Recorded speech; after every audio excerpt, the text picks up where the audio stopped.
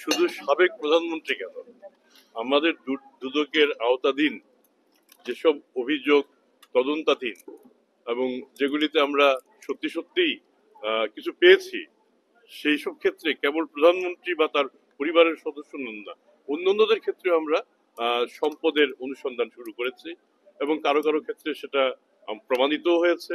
সেক্ষেত্রে আমরা মামলার দিকে যাচ্ছি, কোনো কোনো ক্ষেত্রে মামলা দায়েরও করা হয়েছে। আপনি যদি প্রধানমন্ত্রীর পরিবারের কথা বলেন, সেক্ষেত্রে মাননীয় সাবেক প্রধানমন্ত্রী, তার সন্তান এবং তার ভগ্নী এবং তার সন্তান, তাদের বিরুদ্ধে মামলা দায়ের করা হয়েছে এবং আরো একটি বা দুটি মামলা অনুসন্ধানাধীন রয়েছে। আপনি আজকের খবরের কাগজে এসেছে যে আমরা প্রধানমন্ত্রীর সম্পদ বিবরণী, ইতিপূর্বে প্রদত্ত সম্পদ বিবরণী, তার যে প্রদত্ত বিবরণী, নির্বাচনের সময় তিনি যে সম্পদ বিবরণী দিয়েছেন, তার ট্যাক্সেশনের ট্যাক্স রিটার্নে যে সম্পদ বিবরণী দেওয়া হয়েছে এবং আমরা যা পেয়েছি, তার মধ্যে আমরা তুলনামূলক পরীক্ষা করে দেখছি যে তাতে সম্পদের পরিমাণ অনেকাংশে গোপন করা হয়েছে। কাজে সেগুলি আমরা মনে করছি একসময় এগুলি মামলা মোকদ্দমার দিকে এগোবে এবং আমরা সেভাবে এগিয়ে যাব।